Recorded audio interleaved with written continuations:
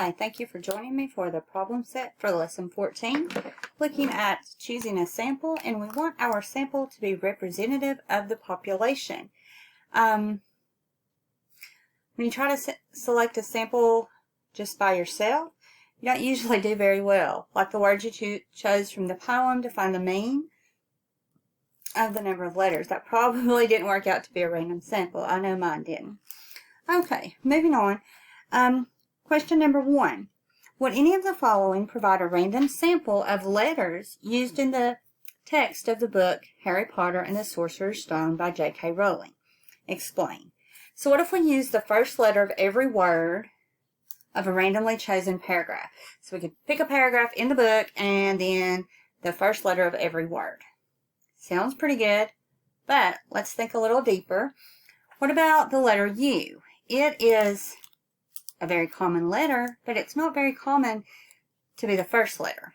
So because of situations like that, I'm going to go with no. Some letters are not commonly the first letter, but are common. Okay. So maybe the number of letters in the words in a paragraph of a book, cut out the numbers and put them in a bag. Then choose a random set of numbers from the bag to identify the letters we'll choose. So that's kind of like the experiment we did with our random number generator. So yes, that is going to be a random sample. Alright, the third situation they've provided, having a family member or friend write down a list of their favorite words and count the number of times each of the letters occurs. Well, no, the words that are your family's favorite might not even be from the book, so, Alright, moving on to number 2. We're going to indicate whether the following are random samples from the given population, and then we're going to talk about why or why not. So, the population is all students in the school, and the sample includes every 5th student in the hall outside of class. And this is not going to be, I'll just uncover that. This is not going to be a random sample because not every student is going to be out in the hall before class. Some students are late. Some students get kept over. Okay, students in the population, students in your class, and the sample consists of students that have the letter S in their name. No, some students wouldn't have a letter S in their name. Population, students in our class. Sample selected by putting the names in a hat and drawing the sample from the hat. Yes, everyone has an equal chance of being selected, which makes it random. Everyone has the same chance of being selected. The population, people in our neighborhood, the sample includes those outside in the neighborhood at 6 p.m. No, some people could be at work then. Okay, everyone does not have the same opportunity to be selected. Population, everyone in a room. And we gather the sample by having everyone toss a coin, and those that result in heads are the sample. So does everyone have the same opportunity? Yes, everyone's equally likely to be chosen, therefore it is random and fair. Okay, here we have 2 sample distributions of the numbers of letters randomly selected, or number of letters in randomly selected words. Okay, so we have sample 1 and sample 2.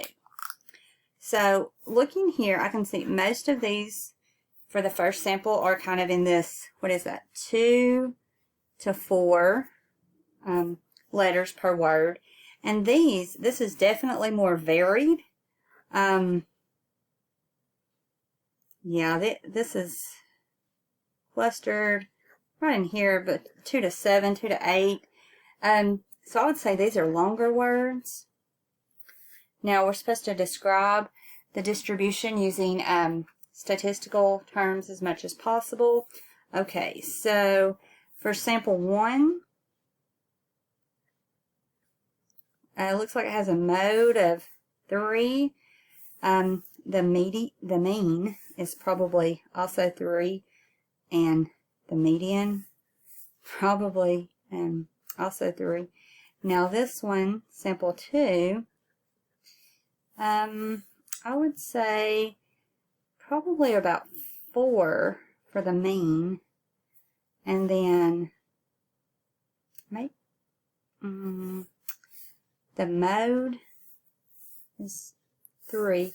The median, the number in the middle, is probably going to be 4 or 5, more likely 4. In general, this looks like it has longer words. Do I think they came from the same poem? I mean, they could have come from the same poem. More than likely not, though, because the second sample seems to have longer words, more letters in each word.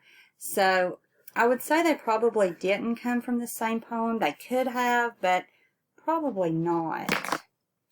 Okay, moving on to number 4. What questions about samples and populations might you want to ask if you saw the following headline in a newspaper? Peach Pop is the top flavor according to 8 out of 10 people. Okay, well, first of all, I want to ask, according to whom? Who did you survey? Was this a random sample of any 10 people?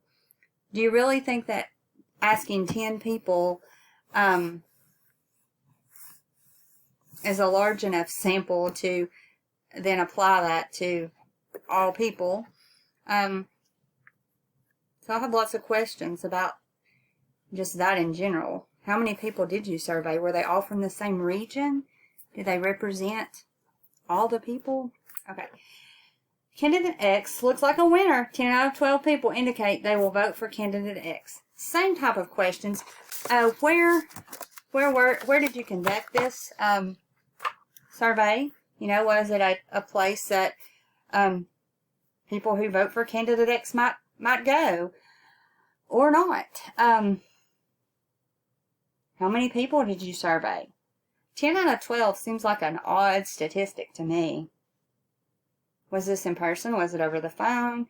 I just really want more details about how the study was conducted. Students overworked. Over half of 400 people surveyed think students spent too many hours on homework. Alright, so again, who did they ask? Did they ask students this? Did they ask parents? How did they select the 400 people? Were there options? Too much, too little, not enough, homework? Was this open-ended? I mean, I have lots of questions. Action Adventure was selected as the favorite movie type by an overwhelming 75% of those surveyed. Okay, so again, when did this survey occur? Like, did you go to the opening of an action adventure movie and ask this? Or did you only ask a certain age group? How many people did you ask? Because you were telling me 75%, but how many people did you ask? So I have lots of questions, and hopefully you're starting to think about, oh, maybe I don't need to just take this statistic as the truth. Maybe I need to research a little, find out where it came from, who was asked these questions. Are these their beliefs, or are we trying to sell a product? You know, are we trying to change policy so that, you know, only so much homework can be given? Does the person who's doing the survey or data collecting, do they have an incentive for one answer to be selected over another?